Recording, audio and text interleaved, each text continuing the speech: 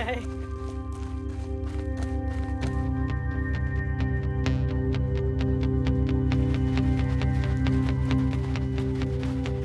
There's a great quote, like a Roosevelt quote. The credit belongs to those who are in the arena. It's this whole idea of those who are, in the arena striving valiantly, and if they fail while daring greatly.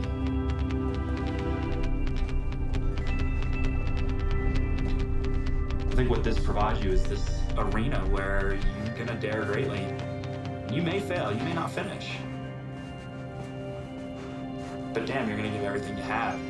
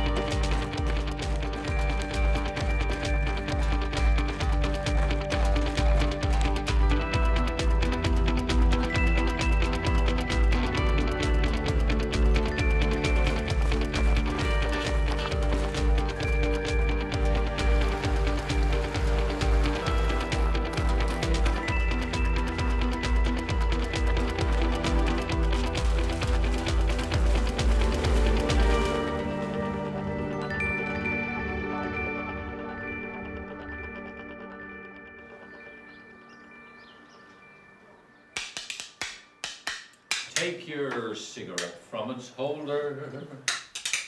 Burn your initials in my shoulder. Swear you'll be mine, or I'll break your spine as we dance to the masochism tango. Come on, Murph. Let's get out of here. You know, I never started running till I was 30 years of age. Can you believe that? I had no interest in running at all. The running boom in Ireland took place in 1981, and my mum said to me, our neighbour is running this marathon, would you go down and see him pass through the village? And I went down, and the whole excitement of all the crowds and the banners, it was brilliant. It just caught my attention. I just thought, yes, this is for me. I've got to do this. I loved it. I loved everything about it. It was a kind of a blind date. Mara was blind, so she didn't, that's what happened. She just picked me up, and then when the blindfold came off, it was too late. We were married. I thought it was Robert Redford I was marrying. It was actually Dave.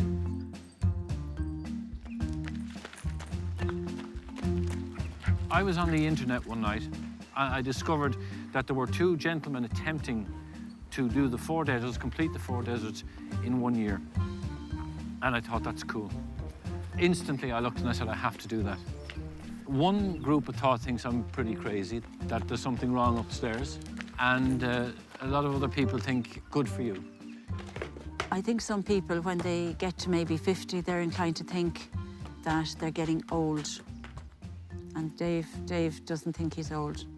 And once he starts to think he's old, he is old. I am not an elite athlete. I don't have a special dietitian, a nutritionist. I don't have a training regime from anyone. I'm just an ordinary, everyday guy like anybody else. So it'll be interesting to see how somebody who's pretty ordinary is going to cope with this situation.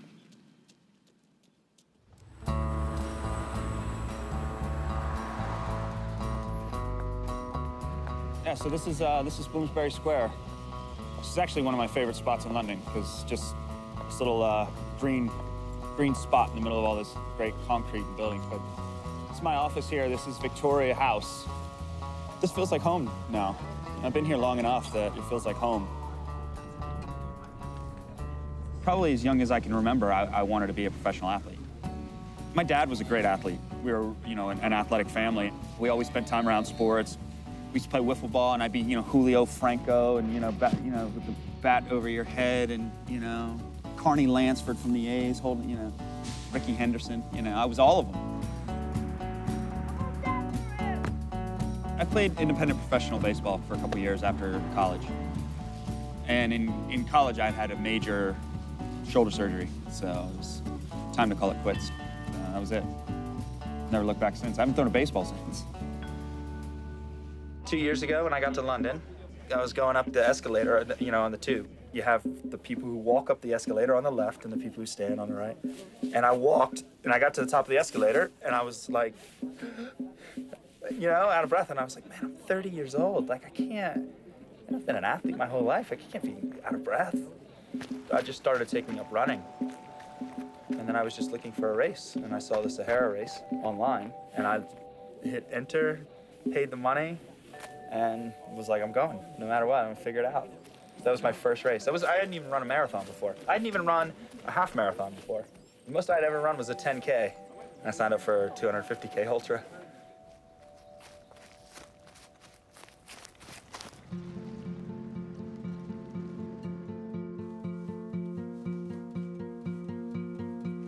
Growing up, I went to a really privileged private school in the country. I wanted to be an actress, actually, and thought, how could I possibly be an actress if I have lived this middle-class, privileged existence? So I took a whole year off, and then I just went backpacking. I did about 30 states in a 4-month period just by myself. I was only 18 years of age. It was amazing. I think it was the best thing that I ever did. From that experience, I then thrive off doing things that are a bit more daring. A little over a year ago, I did my first marathon. I was sitting with a lady from America, and she was talking to me about the 4 Desert series, and I got completely excited by it. I just kept thinking, what if I could really be the first female and the youngest person ever to complete this 4 Deserts Grand Slam? These 4 extreme ultra marathons. Being a nobody in the world of ultra running, if I can do something of this size and scale, it makes me feel that anything is possible. For me, being a university student, studying a law degree, like the conventional path for most people and the real world is like going to some kind of law firm, then finding the right person and then getting married and then having kids. So many of my friends have had like all these dreams, and then they get to work. Those things just take a backseat because life gets in the way. I feel like they get trapped. I think there's so much time in my life to have security and stability, the white picket fence, but right now that's just not at all on my horizon.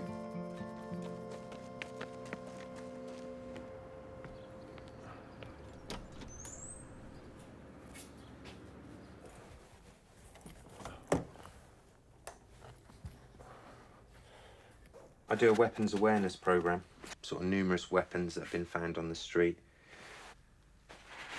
all the way from sort of prostitutes in London. If a customer doesn't pay, she's doing her hair.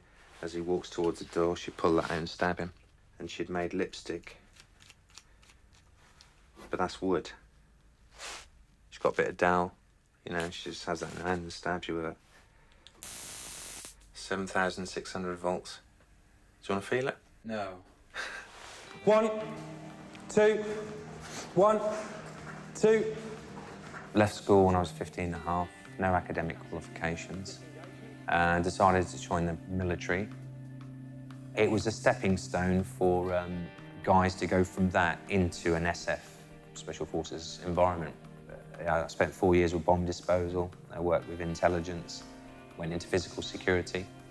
He's harmless, he's got heart of gold, but he can be, he's up, you've got to know how to approach him. If you like your head on your shoulders, just keep offering him cups of tea and talk nicely. When I look back now, I wasn't a nice person at all. Yeah, I was just I was what the government wanted. What did you think when he came home and told you he was going to go run the 4 hardest deserts in the world? What did you think? I said, oh no, please no. But I don't mind that. It's better in Afghanistan. I think the purpose of doing the deserts, the idea was to find the most extreme thing. I don't want to conform. I want to be on the outside edge because that's what makes it interesting.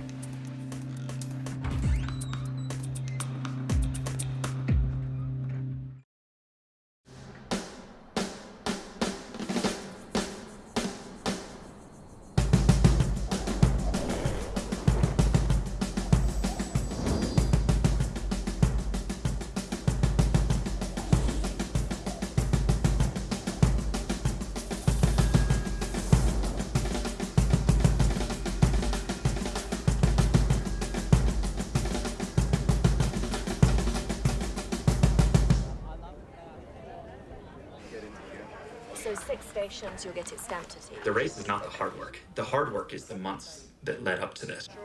All of the preparation that goes in doing the training your physical body. And then the preparation into weighing out a pack. About 86. 86? 7 kilograms. A bit heavier than I thought it would be. I'm probably going to get rid of some stuff. Making sure that your calories are right, that your carbohydrates are right, your proteins. Each of those are about 110 calories, each of those bags. So over that day, what we've done is basically built up a calorie base of about 2,700 calories. Blister kit, safety pins to pop the blisters. The key though, the secret weapon, is this, super glue. So you just rub that guy on a blister and you basically just created like second skin. Rule 1 is keep your feet clean. Have a good blister kit, take care of your feet. Rule 2, keep your ass clean.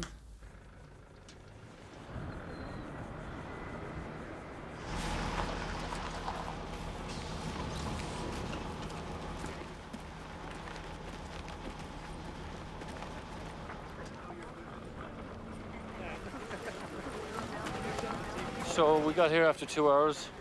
Fabulous bus ride, loved it. Reached 11,200 feet. This is where I'll be living. Number 7, this is me. Oh, hello everybody. How are we? It's good to finally get here. I'm Ray. Hi, Pepe. How you going? Just to be able to see these ridges that are carved out in the canyon here is just amazing. So looking forward to getting going tomorrow.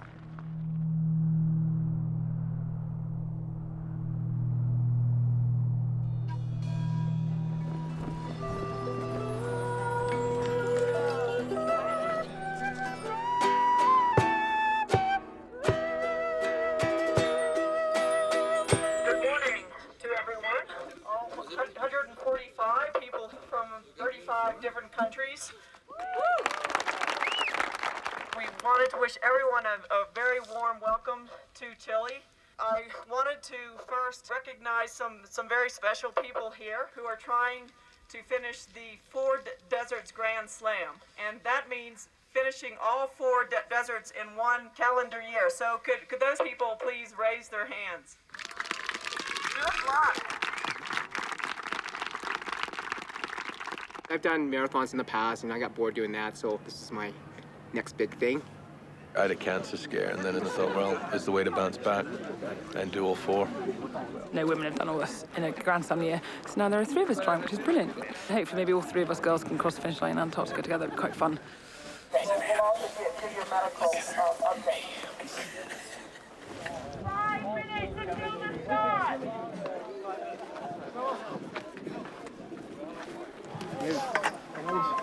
Good luck today. Yeah, good luck to you too. Have fun.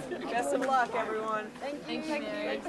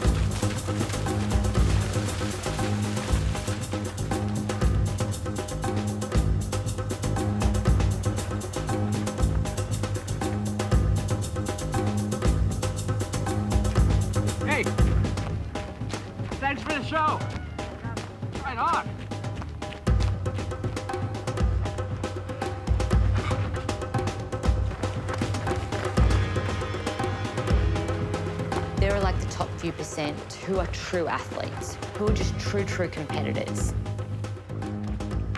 Then everyone else is probably just after a challenge that's a bit outside of themselves, and they do just want to finish it. And they're only really competing against themselves. This section is really tough. We're just going like uphill continuously. And you can't run it, so you just have to walk it. And pretty much all these people here have trained to run, not trained to walk. If we're not careful on the downhill, we could really shoot our hamstrings going down. So I mean, we're still only second day, which, you know, 4, 5 more days? I don't know. It's really hard. It's tough.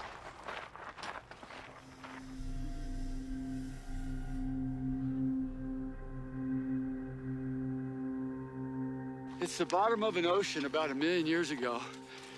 It's sharp like coral. It's all bleached out like coral. Shit ground. I mean, you wouldn't put cattle on it or horses on it. This is what I imagine hell to be like. This is seriously hard. Yeah. I mean, it's like death. It's a good day. They're just bitching. You know, you can't really go back and speak to people that you associate with on a daily basis about things like this because they just don't understand. You know, it's just out of their comprehension when you say, oh, we're going to go and run through a desert.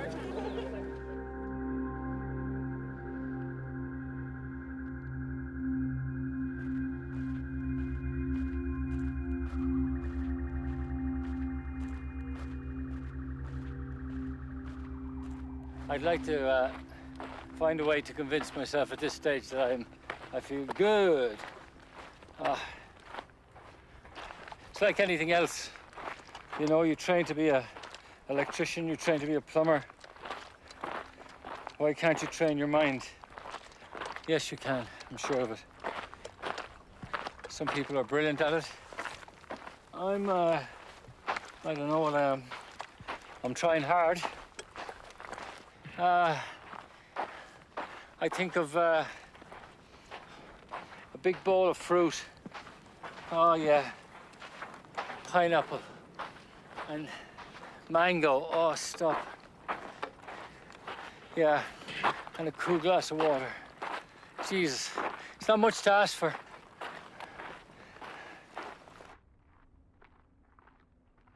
Oh, man. What the hell am I doing here?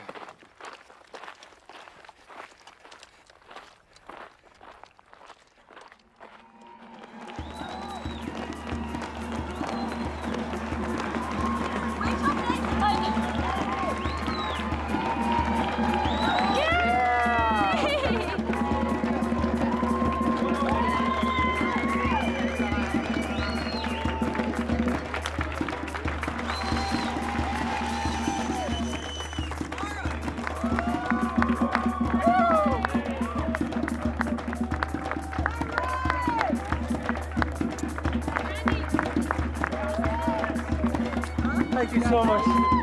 Oh.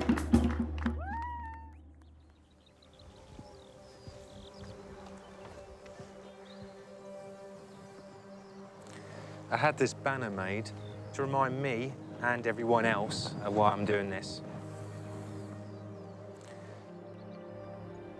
I was in the army for a considerable amount of time. When I came back from Iraq, my wife said, you know, I've got cancer. I said, okay, well, that's not too much of a problem. We just fight it, like we do everything. And she said, no, it's not as easy as that.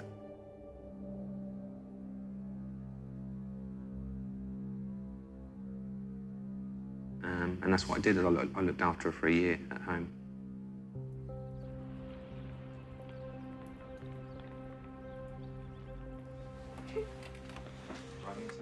I'm going from nothing to being a single parent to learning how to be a parent.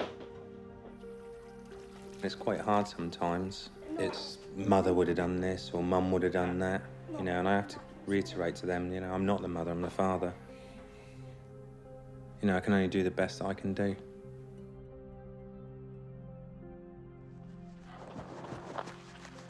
whole intention of doing 4 deserts in a year. It was a part of my grieving process.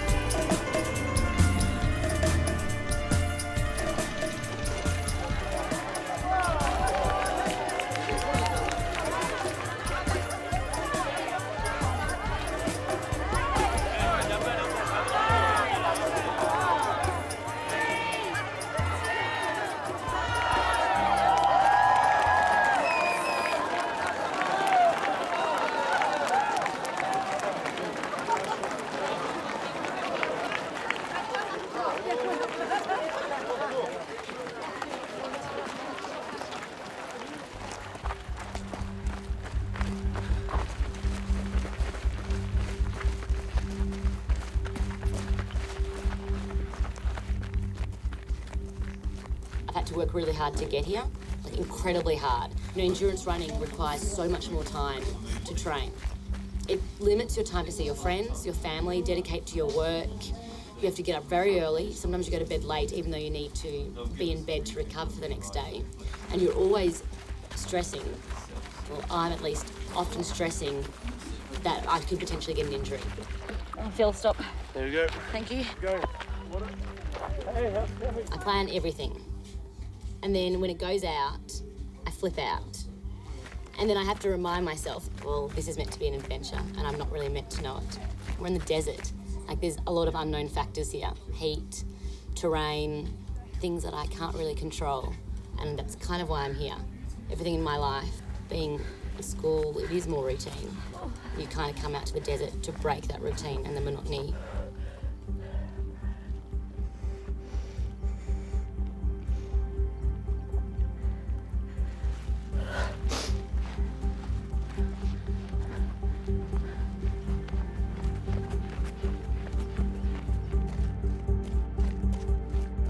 I think people have gotten saturated with marathons. It seems like everybody's run a marathon. I think that's why I didn't want to run a marathon. I think it felt too conventional. You know, you have all these dreams when you're a kid, and I think everybody tries to carve out this niche where they're different. You know what? I'm not an astronaut like I wanted to be when I was 5 years old. You know, I'm not a professional baseball player. And you know, maybe this is the thing that it's like, all right, Ricky Paul's not a number. He's not, you know, the 33-year-old white Caucasian American. It's Ricky Paul, desert runner.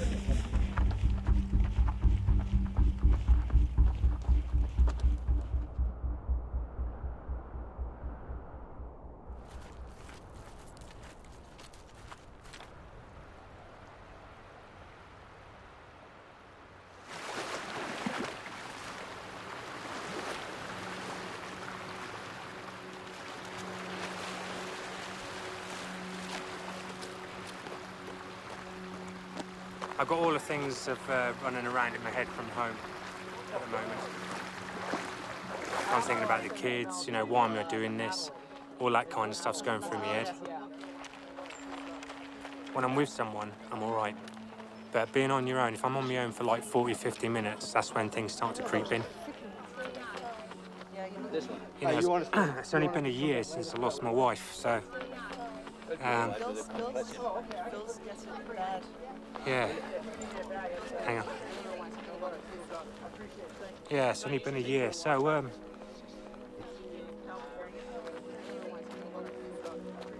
there's a little bit of loneliness, you know, because I'm so used to having someone behind me. And, you know, even when I go home from this, you know, I talk to the kids and stuff like that, but there's no one there. You know, it's back to an empty house with 2 children. Once they go to bed, it's leaving that, trying to understand that and trying to deal with the sorrow of everything, and obviously the anger. You know, she was 33 years old.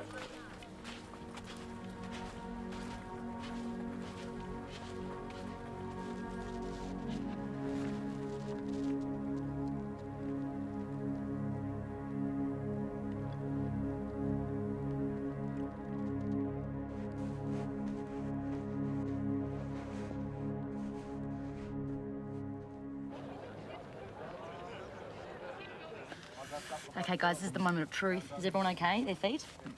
Yeah, I haven't looked at him yet.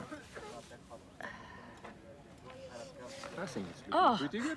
Wow! You are such... It's even, like, softer than it was before. You've painted nails? Painted your toenails for the desert. I did, actually. I did it just in the hotel before we came.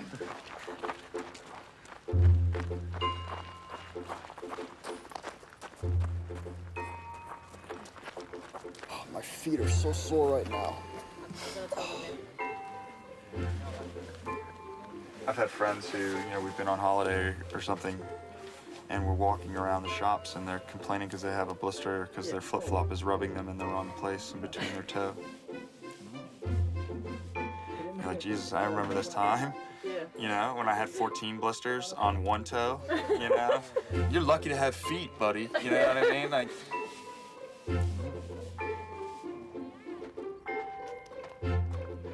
I was on the slot canyon up there, and I slipped on some rocks, kind of came down weirdly, and it just ripped my stomach wall, and, my intestine popped out.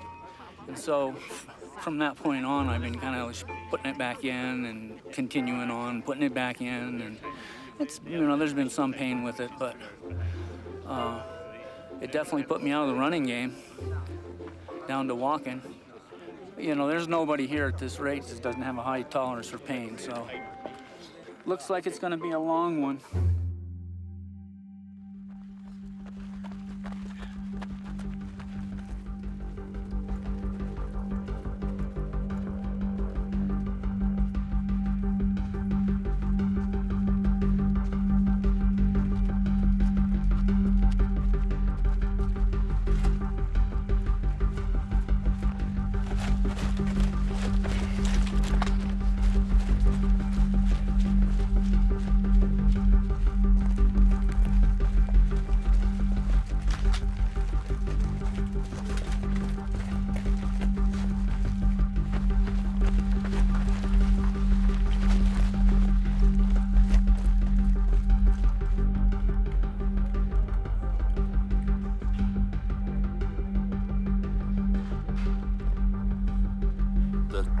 The race just completely changed today.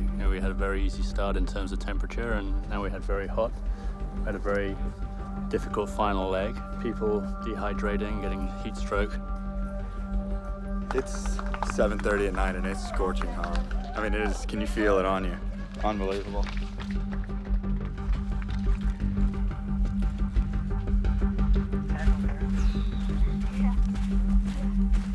That's no shade, pretty much. Yeah, for 13.5 hours. Great job!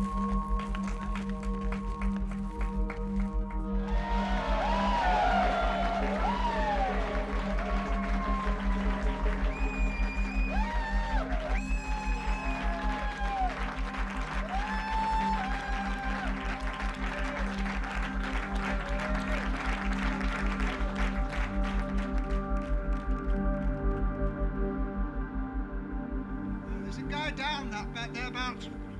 I've left him my water, but he's down probably 3 miles from the end. He ain't good. No, it's the American. I don't know his name. So up the finish line, 3/4 of a mile? Okay. Take a rest. Yeah, they found a guy up there. Yeah. Somebody up there with no pulse.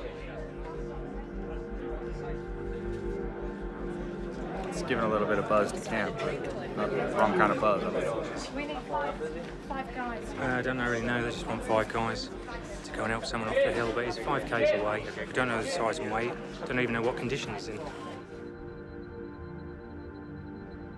They've got doctors up there with them. If we need your help, we'll let you know in just a few moments. All of a sudden, everybody's just realised, okay, it just got really, really serious, really, really fast. Is he alright? I don't know, really. Oh my god, has he been up there for 4 hours, mate?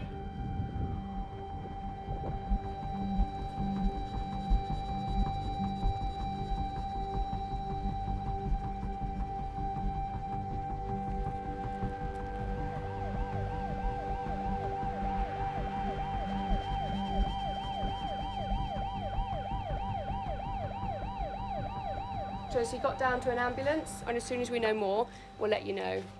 Okay? We got for 100K tomorrow.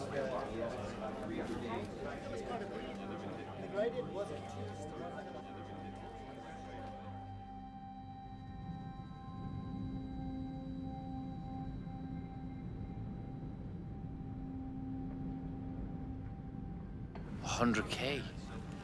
Give me a break. 100K. I've never run 100K in my life. I mean, the longest I've ever run was 78K in the Atacama, and that took me 19 hours of pure hell. This has made me a little bit scared doing this race. So much can go wrong. There's an undercurrent, isn't there? You got people, you know, stuck in canyons yesterday, you know, and now people are getting ready to do 100K, and like, they're freaked out. You know? If you start thinking, oh, I'm going to get caught in the sun and then I'm going to end up in hospital, you've got no hope. We've got a little team together. We're going to stick as a team.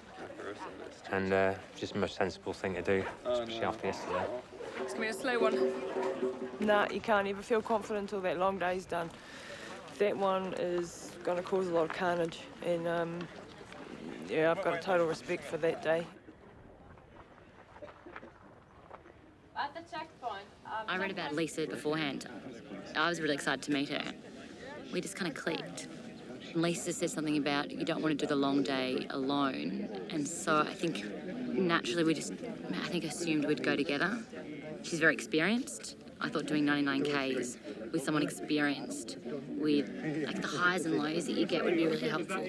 So river crossing, bamboos. How the hell are we going to get through bamboo? So we're going to be going like this? I think so. And then the last 30 are sand dunes or something. Yeah. Not that far.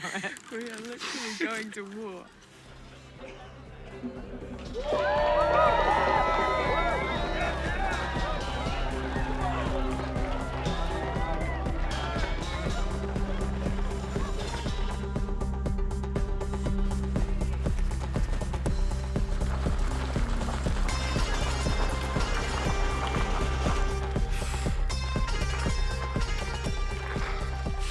How far to the next checkpoint? 10K.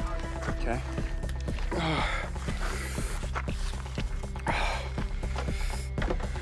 It's gonna be a really long day.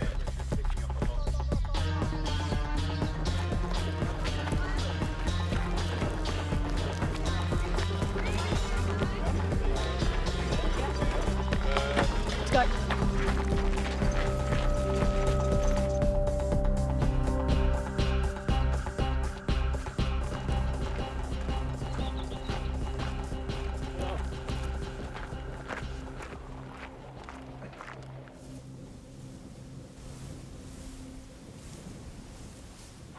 I know what this girl's made of. I like her. I mean, we wee in front of each other, we burp in front of each other. There's really nothing that I haven't seen or heard from this girl and vice versa. Instant friendship.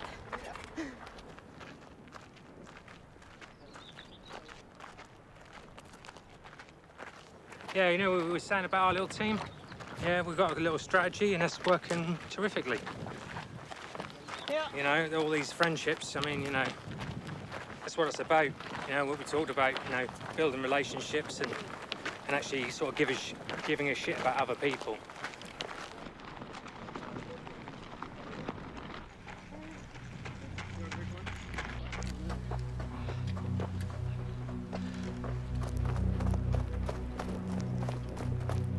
I hope everybody's feeling a lot better than I am right now. I don't know. Stan's keeping me going. Right, Stan? Oh, you're keeping me going. Yeah. Just pushing each other here a little bit. It's been really good. Have somebody.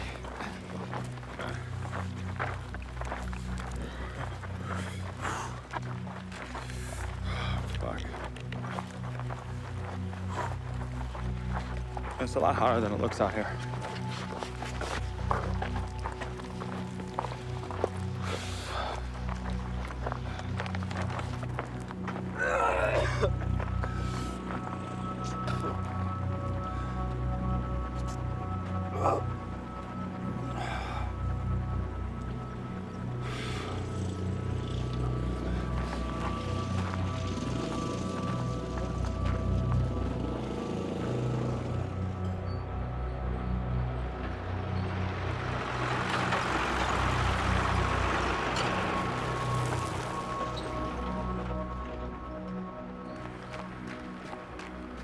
Welcome, guys! Woo! Hey, come take a seat. All right, Let's how you get doing? some water. Give me those. Not good? Come on in. Hey, just watch your head. Put the belly down because of the wind. Dave. How you feeling? Yeah, the check engine light is on big time. What's going on? A lot of dry heaving, a lot of vomiting. Okay. Can't keep anything down. I can't keep this water down right now. You want to just try taking it easy here for a little bit? Yeah, I'm gonna take little sips of water and. Yeah, I'm gonna chill out for a bit. Okay. It's just not a good day. Yeah. I don't know. Maybe I'm just sick. Yeah. You don't have any diarrhea? No. No.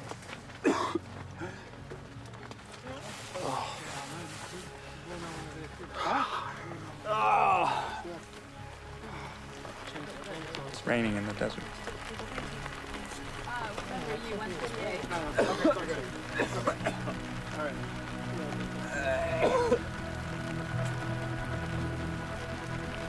I don't think I'm really competing now for, what I had hoped to, top 10, top 15. That's over with. Just gonna have to struggle through this one.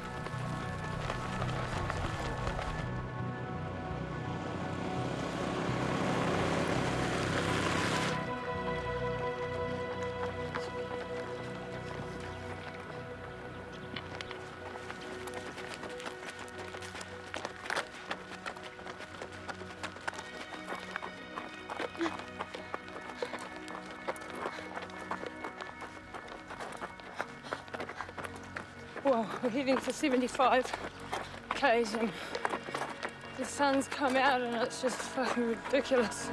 Excuse my French. Oh. And we're both broken down a little bit. But we're gonna get there. Where is it? I don't know, babe. There's no 11 k's like this, I can see.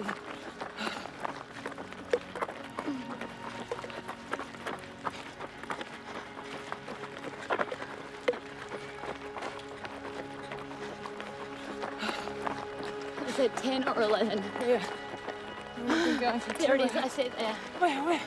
Down to the left. That's the blue tent. Yeah.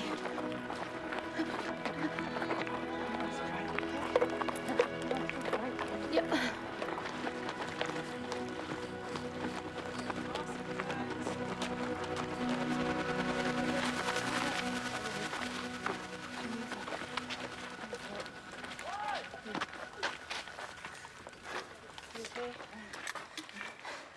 Where's your strap on your car? Oh. There you go.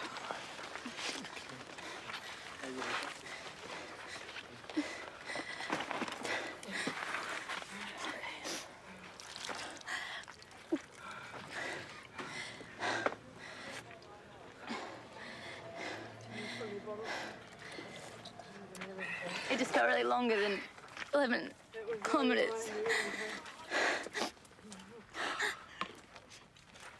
You did really good. Let's get you in the shade over there and we'll stick your feet up, eh? Just hold on a second.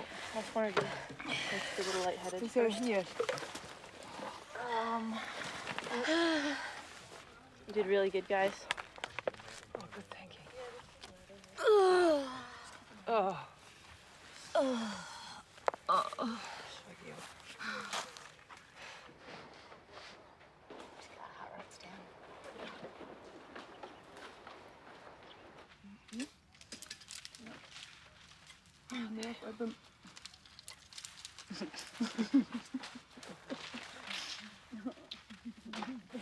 You okay?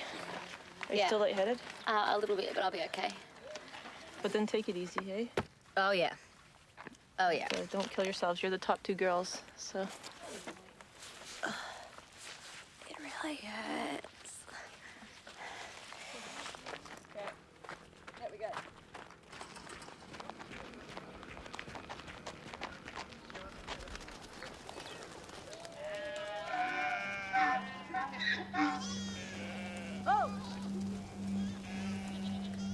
I need somebody to give me a straight fucking answer. How far is it? About 7K to the next checkpoint. No. These guys are such fuckers.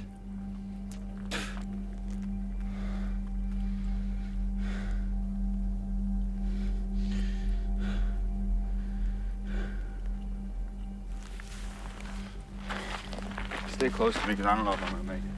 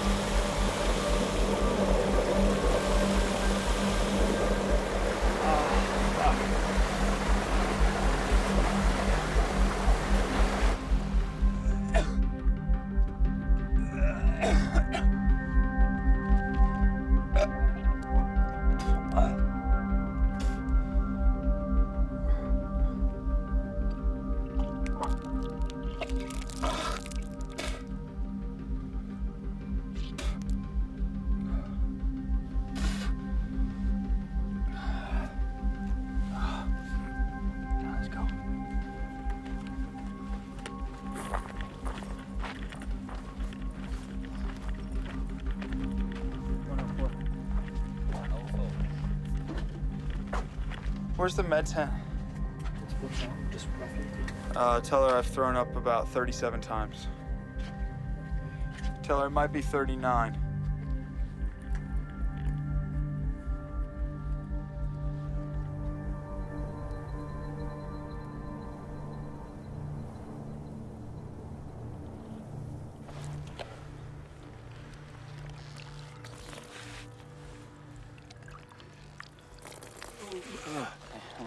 Yeah.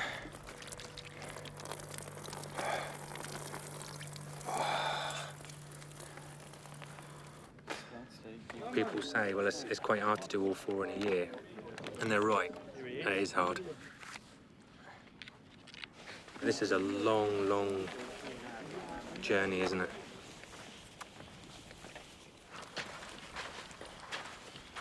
But I'll never quit, you know. I don't care if I had to walk on my hands and knees. There's no way I'm going to quit.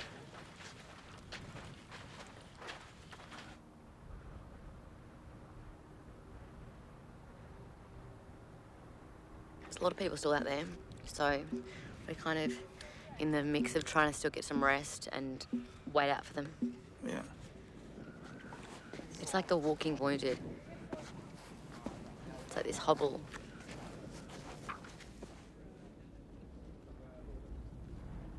I woke up, I didn't know where I was. A war zone. Never thought I'd see the day.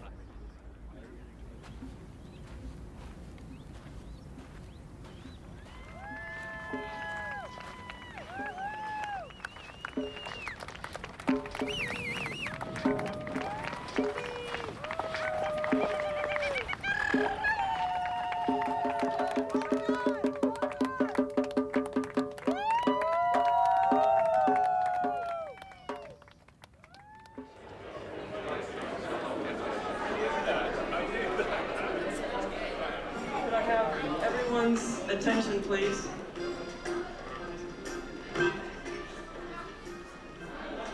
On On a very somber note, Nicholas Cruz died at 5:30 or earlier in the day. Our thoughts and prayers are with his family at this very difficult time. And I would just ask of everyone if we could please observe a moment of silence in Nicholas's memory.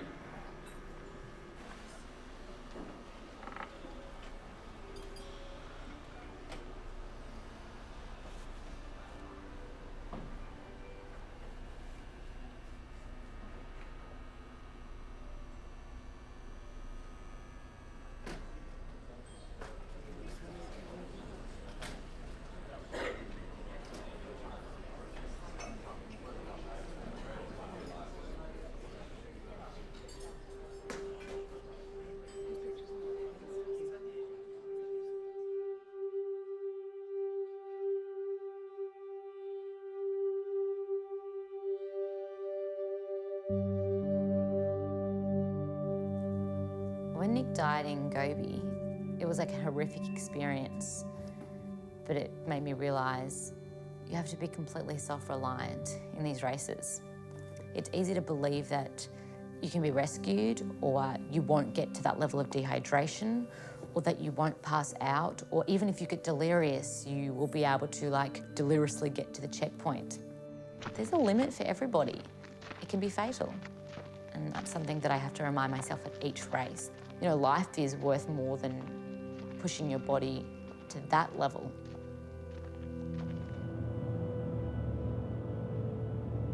I spent some time on my own out there. It's funny what things come into your head. And one of the things I started to think about was my dad. I can't remember how it happened. Maybe I want to block it from my mind, but I think Mum told us one day that I think she said he was away working. She used to say that he was away working when we were small in another country. And we'd say, when will he be back? She just kept saying he'd be, you know, one day, and one day never came. And then we all guessed as we got older, and she told us then. I often wondered why he did that. How could you leave your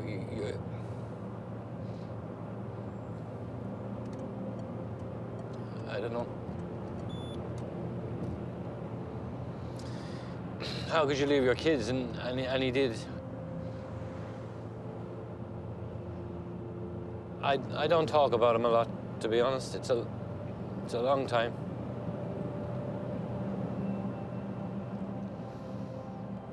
But my dad was a big child, I think, and probably didn't want to face up to reality or face up to his commitments.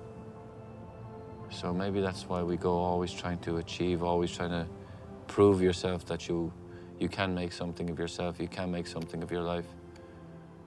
You know, because doing this thing is really, these 4 deserts, honestly, really hand on heart, it's proving to myself that I'm good enough to be able to do these for me.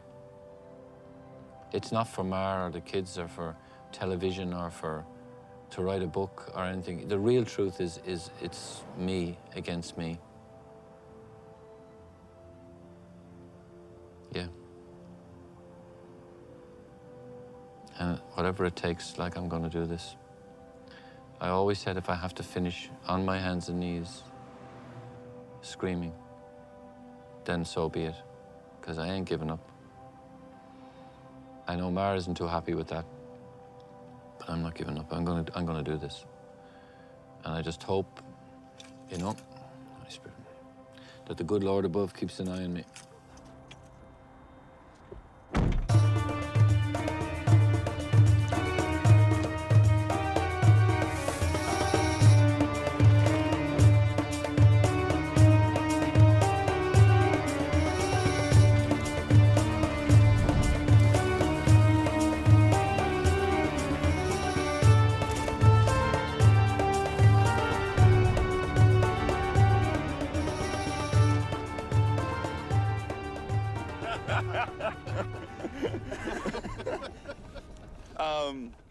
It is fucking what fucking day is it?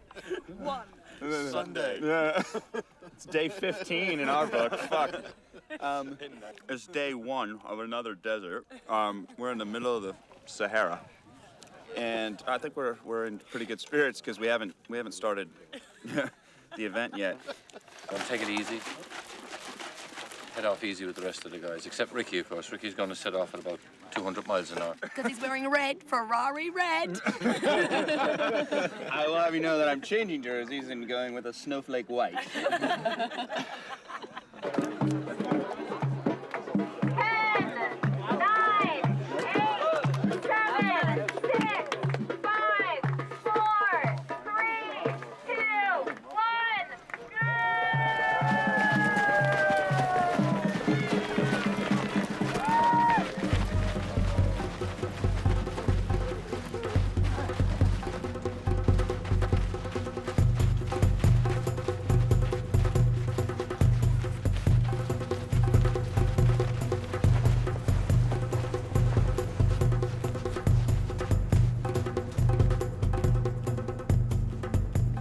The first day, it's always, oh, can I even get through the first day, you know what I mean?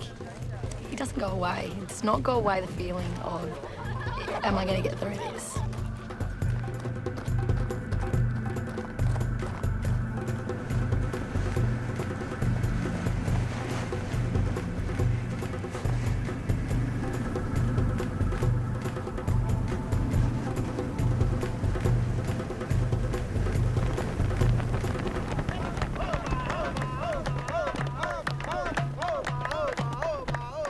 Trying to take some time at the checkpoints this time. Let the heart rate come down and then go checkpoint to checkpoint with a decent pace. So. Do you know what place you're in? I think I'm in 4th. Yes, you're in.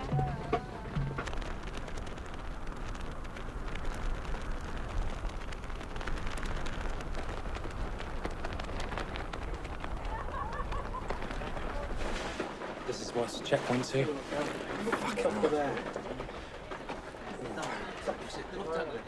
I was teaching during work.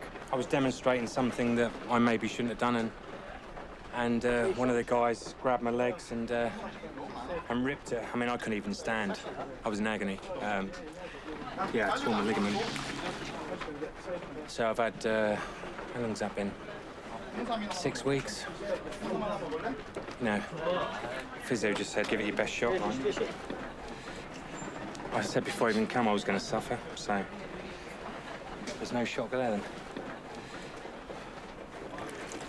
To be honest with you, there's only so much you can take, isn't there?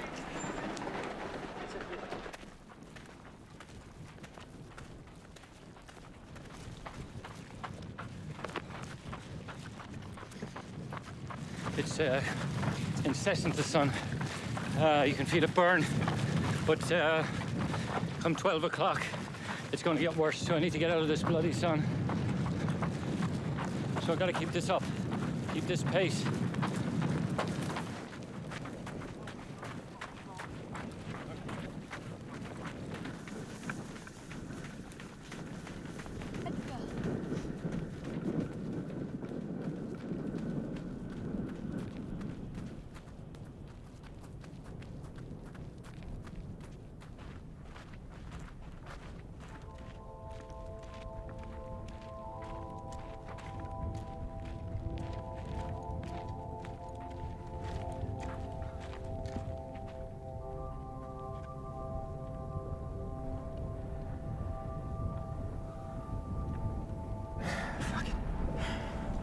I ain't been in pain. I feel like I'm giving birth. Not that I know what that's like, but fucking hell. One stupid mistake.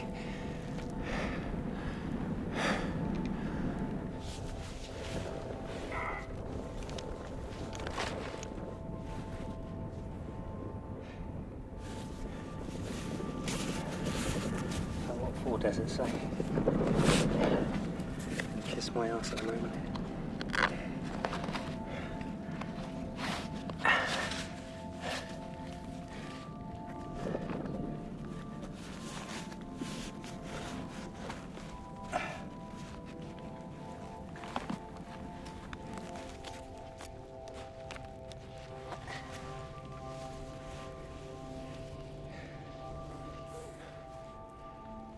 All I know is I maxed out on painkillers, and if it's still there, and there's something drastically wrong. You don't know how much fucking damage I'm doing. Still got to look after kids when I get back, ain't I? Oh. Right, let's finish.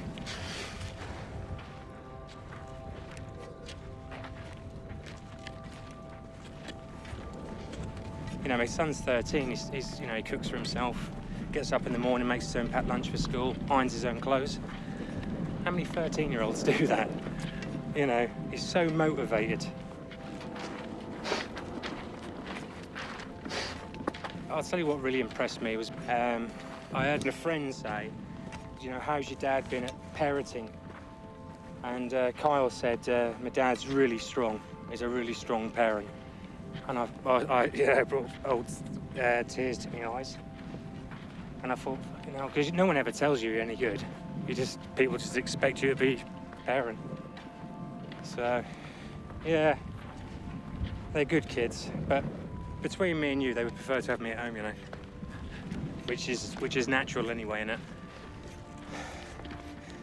I'm gonna do this one and call it a day.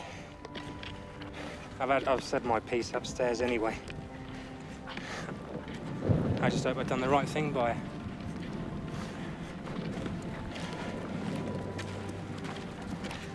I don't think she's pissed off.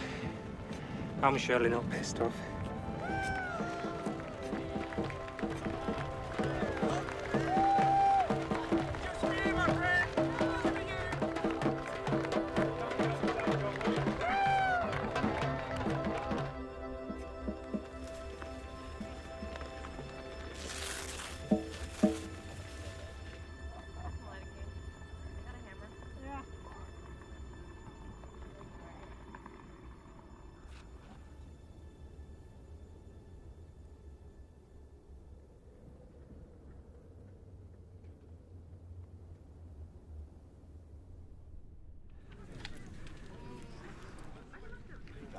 Just don't know what's going on, man. I don't know if I'm ill. I don't know if I'm dehydrated. I don't know if I'm heat stroke. I have no idea. Nothing. I have no clue. No clue. You need to get some food in you. I know, I just can't. I mean, I just threw up Tums. Fuck me. The whole thing with Nick and China, you know, just put things in different perspective. I just, you know, there's nothing left to prove out here.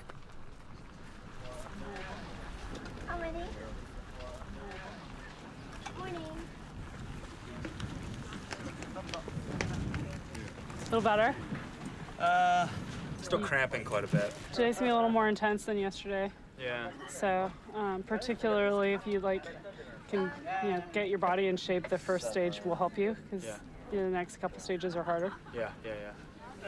All right, good luck. We're committed, Rick, right? We are. Yeah, you could say that with a bit more enthusiasm. God damn it, we are. God damn it, we are, yeah.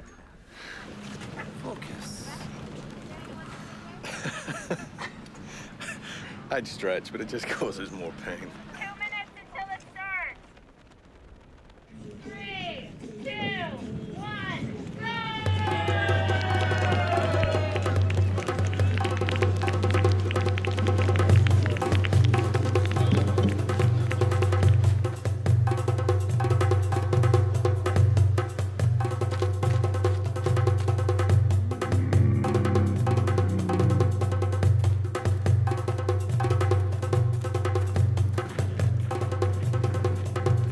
So as you can see, we're chilling out at the back here at the moment, anyway.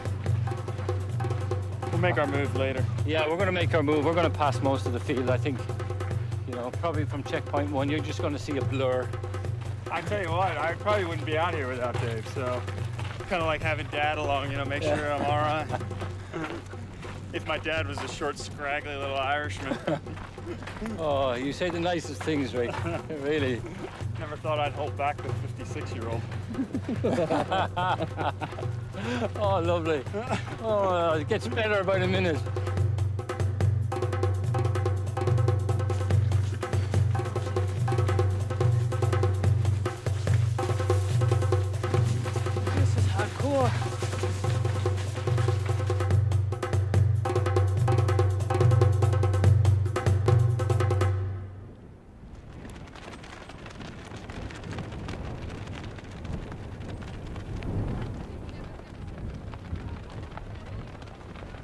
He's going to sit for a while.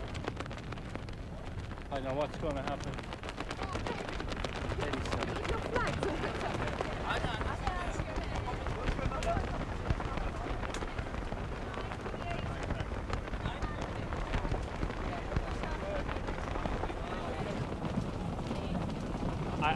I feel a bit in danger right now, to be honest with you.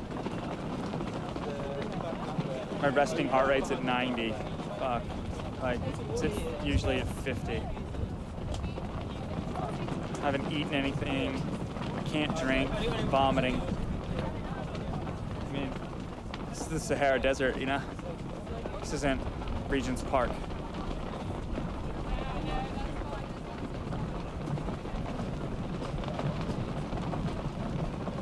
How are you doing, buddy?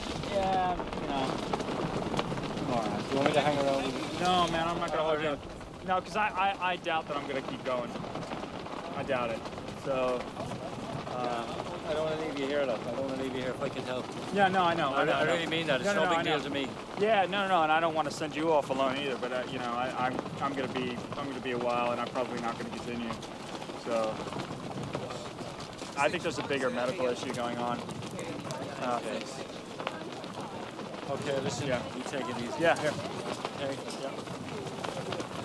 You'll be okay, okay? Yeah, I'll see you back in camp or something. No chances. You don't take any fucking chances. Yeah, okay? no. Yeah. Yeah, I won't. Yeah. Okay. See you, buddy. Good, mate? Yeah, we're good.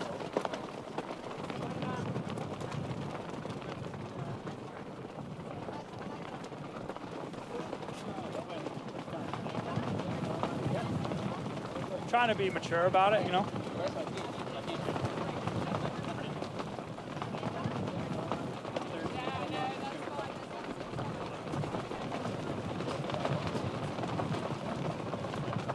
I just think it might be a bit irresponsible to keep going for me. I mean, I got lucky in Gobi. I got really lucky, you know? You only get so many chances, you know? What's up, man?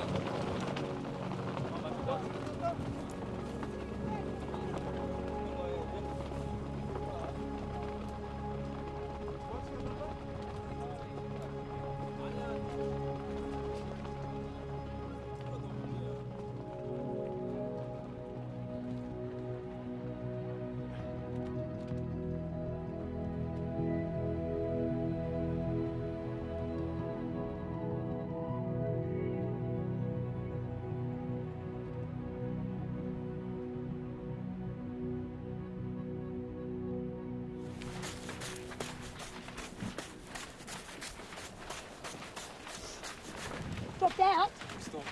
Who dropped out? Tell me what's going on.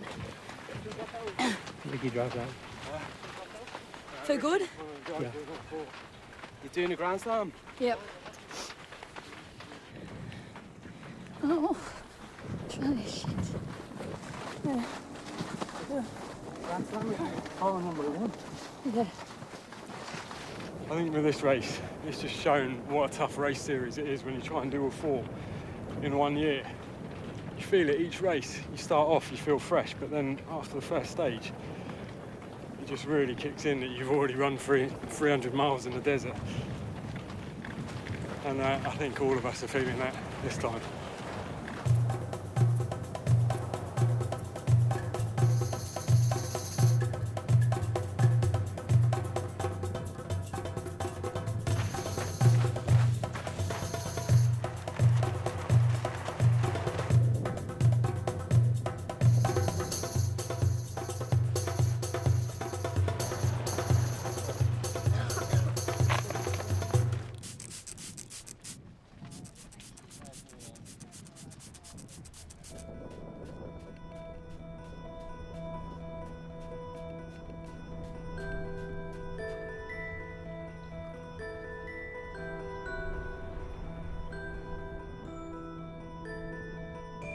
I was overwhelmed with how hot it was.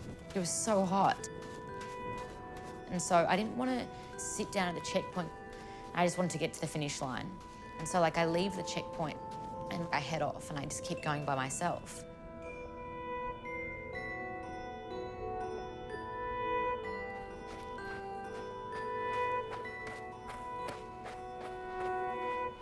And then I get to this point and we're going past these bushes and there's like this Egyptian, a local Egyptian on the course.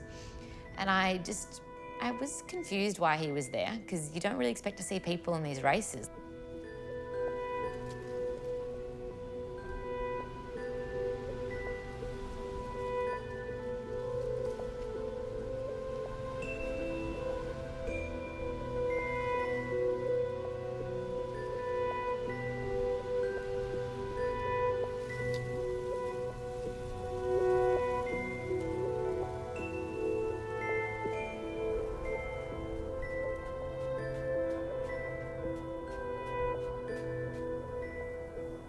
Finally, it had to be about 45 minutes later, someone comes up and she pretty much carries me into the checkpoint. Let's get over there, brother. Where are they? We getting cold water? Oh, I'm sorry. I tried to chill I push freeze off. Don't put more compass to go. How many?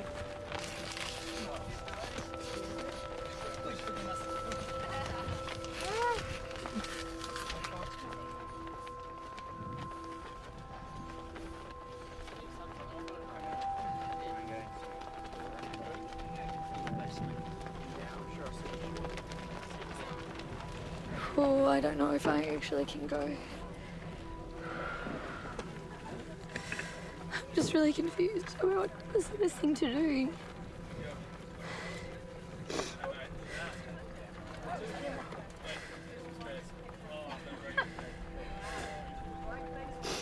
Oh no, I don't think I can go.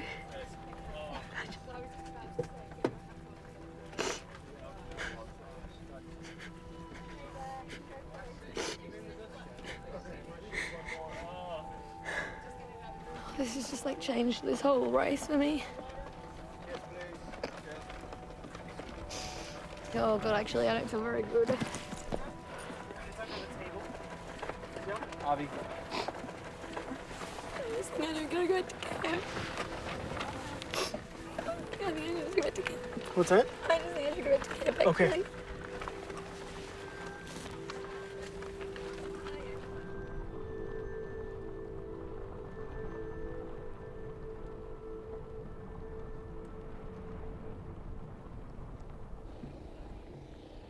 Hey, but Sam, something just happened and that wasn't particularly too nice and I just wasn't able to continue. I'm fine now and I'm just gonna have someone came out of the bushes and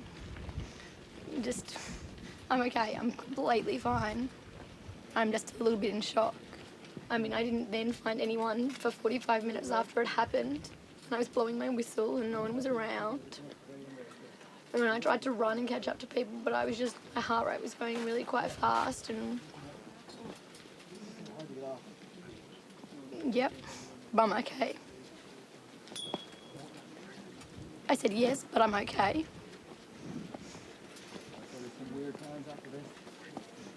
Yes.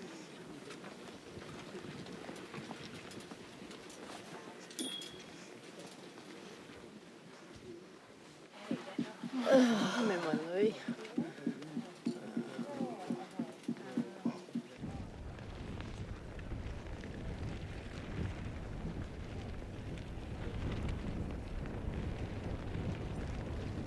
So I was in my tent. Slowly, my tent mates start to come into the tent. And in a very short period from thinking this was just all too much, I realised I had no choice in my mind but to go back to the spot where I stopped and finish the race. I had to go back out there.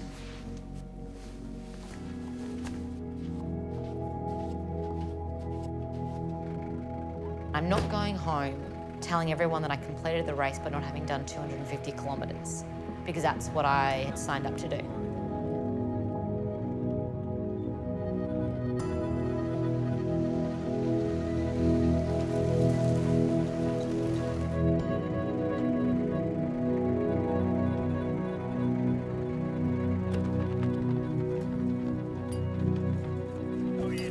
Alright, so I'm ready to start again. Alright.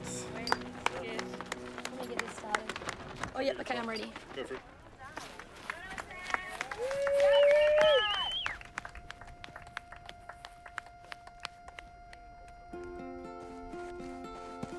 As I'm pushing through this heat and running as fast as I could, I was just like, you know what? You are a strong girl. I was really proud of myself. I felt like this is the way it has to be.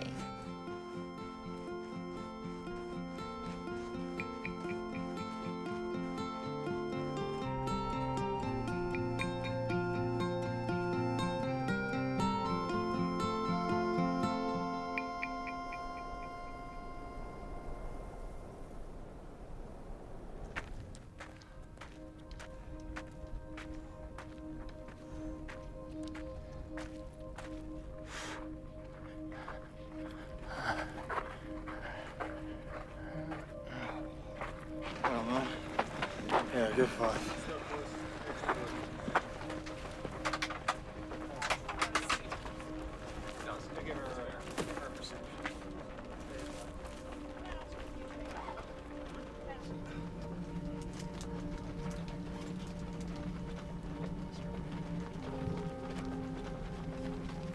You know, my mind is strong, but my body is tough. He's shutting down. I don't know why. No.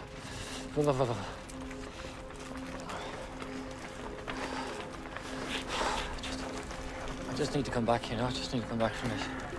I'll be fine. Just chill out yourself. Don't get cold. Thanks, boy. Thanks, man. Oh, cheers.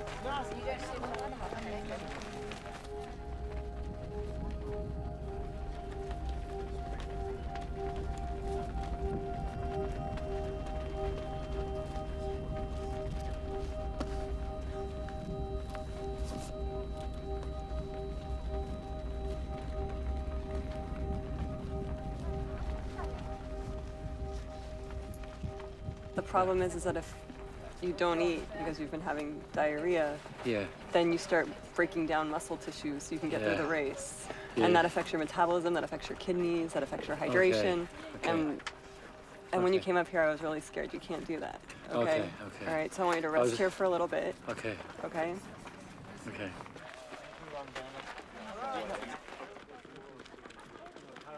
My body just got weaker and weaker and weaker. And I was so afraid it was going to shut down. It was going to not let me make a decision anymore. It was going to say, F you, this is it, my pal, I'm taking you out. But I'm going to finish. I'm going to finish. If I have my body here, I'll finish. Leaving CP5 I'll finish. 25. There's only 2 car troubles ahead. Was there? No, I mean it. He's got a charm. No way, man. You saved my fucking life.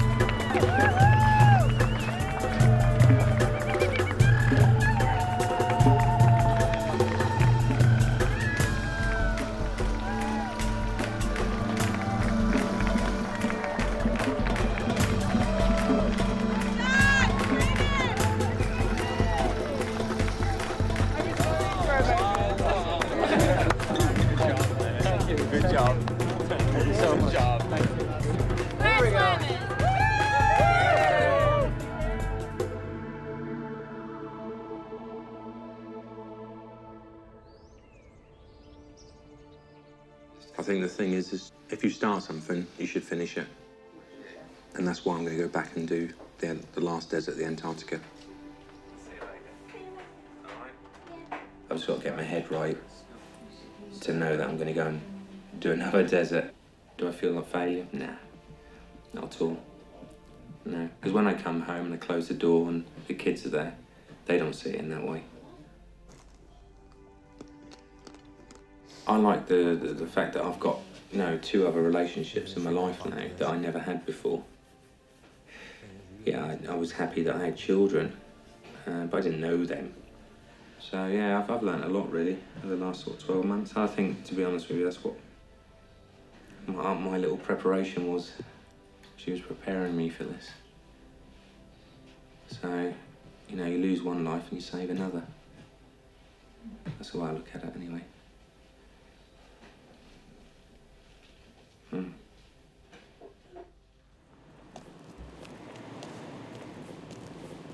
This morning I'm just going down to the hospital. Gonna have an echocardiograph. And the electrocardiogram, the ECG that I just had, they noticed the left side of my heart was a bit enlarged. I really don't know what that means. It just scares the shit out of you.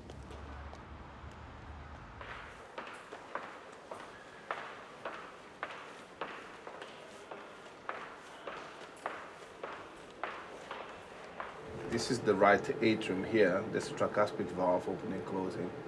And from here to here is your heart muscle. So to be considered wholesome, you need to be at least 1.5 probably. You're just 110. Normal, nice relaxation time of the heart. Your heart is fine. Good. Cool. Yeah.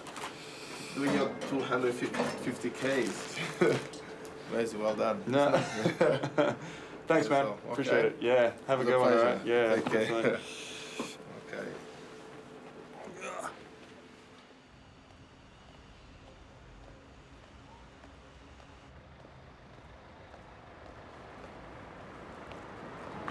For him to say that I'm healthy is great news. Leaves a lot of mysteries to me, but it's awesome news. Awesome news. So maybe I just I don't know, puts you at ease a bit, But at the same time, you're like, what the hell happened in the Sahara?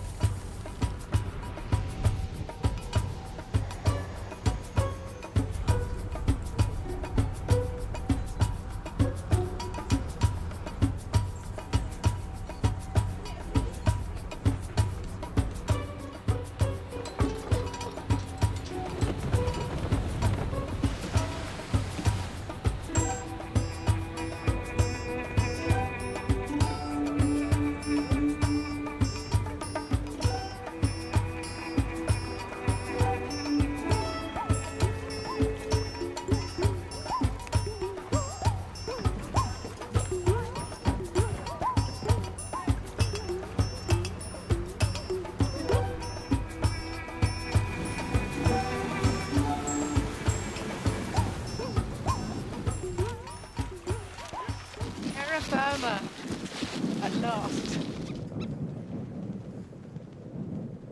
It's very cold, quite incredibly cold. It's unreal, man. Standing now in Antarctica is pretty surreal, pretty cool. Feel that's a good feeling. Do you have a strategy? Yeah, survive. My strategy is just to survive. I can see why they call it Last Desert. It's not every day you come to the Antarctic. In some ways, I'm hoping it to be as rough as it could be. To make sure that you go away with a you know, a real, true, full experience to the end of the year. The nervousness for me is around how's my body going to be, and am I going to have that same episode that I had with the breathing and the vomiting? And I don't know. So there's a little bit of anxiety there, but I think it's more excitement. You know, the last desert, man. 10, 9, 8, 7, 6, 5, 4, 3, 2, 1, go!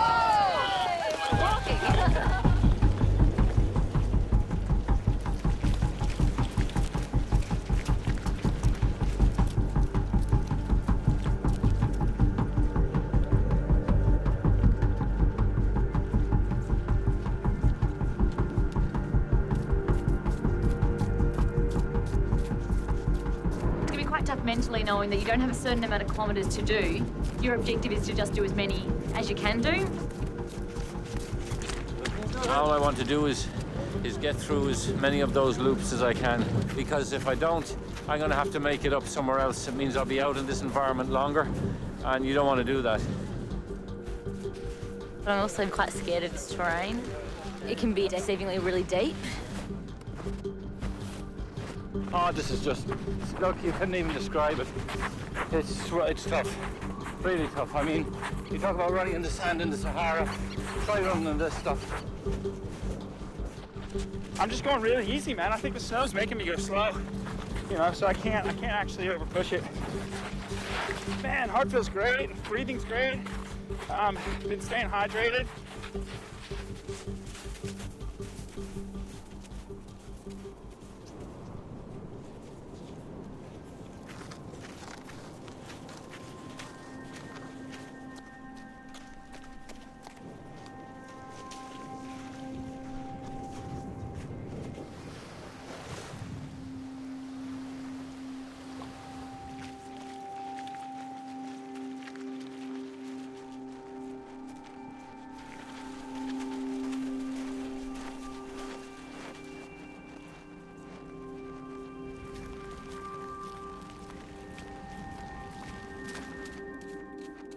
You know, when Carla went, she told me, she said, I'm happy.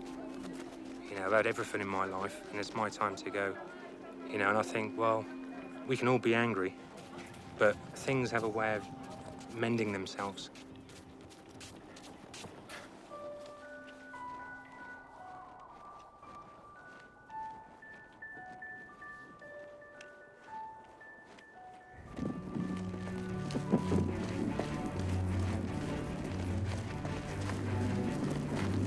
Moments where it's really good, other times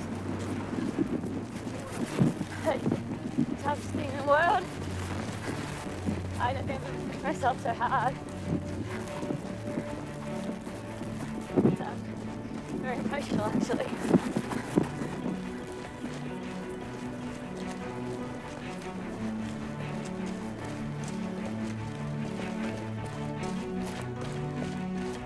I can't talk.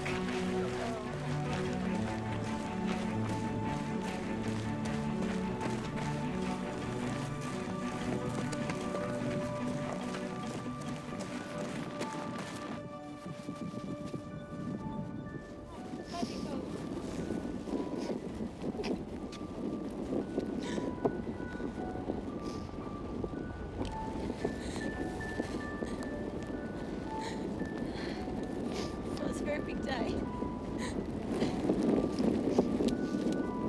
I've never done anything like that before.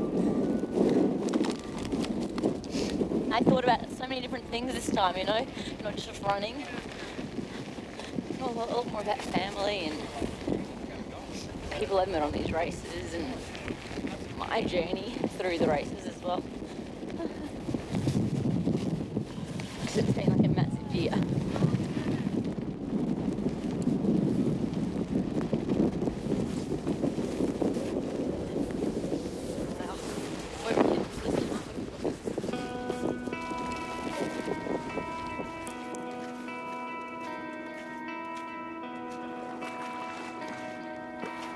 Beautiful, isn't it? Yeah, absolutely. This is what you expected to see at the start. You know, penguins over there, you know, blue ice. Yeah, fantastic, isn't it? Last day of the year. Last day of the year. Get it done. Everything you got, leave it out here. 5, 4, 3, 2, 1. Oh!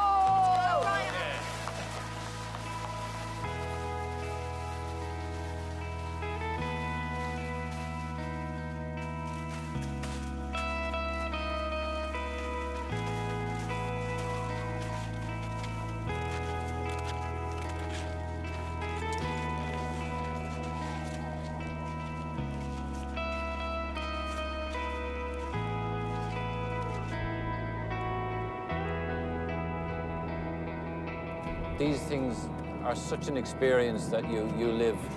It has certainly changed my life in certain ways, and the way I look at myself and probably the way I treat other people.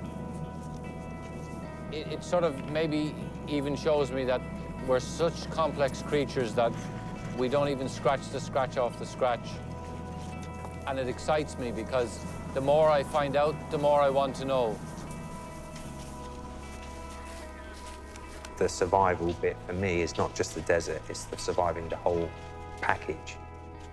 That's taken me a year to understand that. My life is now moving forwards. With the added advantage is I don't have to forget. We keep Carla there with us, overseeing things.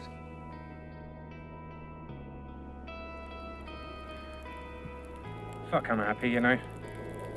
You know, really happy. It's been a long time since I felt like that. Yeah.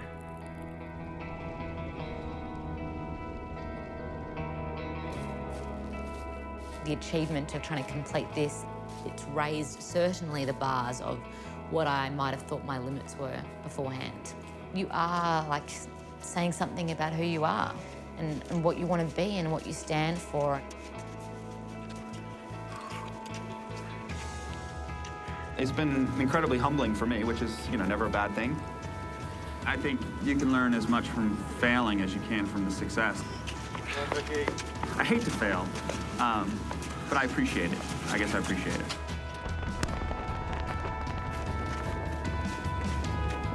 All right, Ricky, you're done. There you go. All right. Wow, fantastic.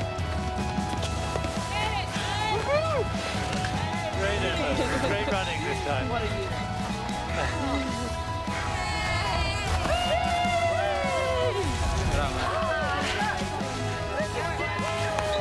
Congratulations.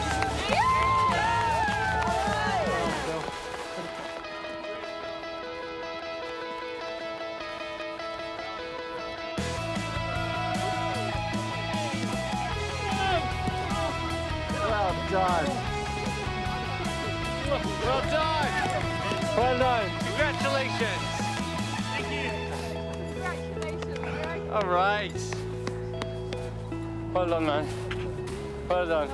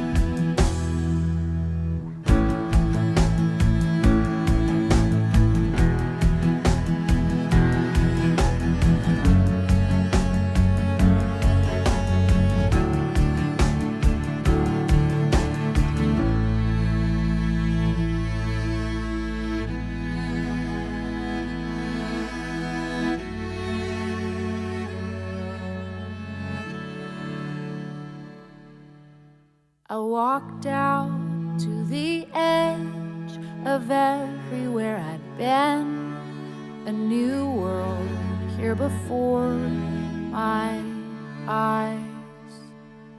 And the sights and the sounds were nothing like I found. They were sweeter, I tasted new.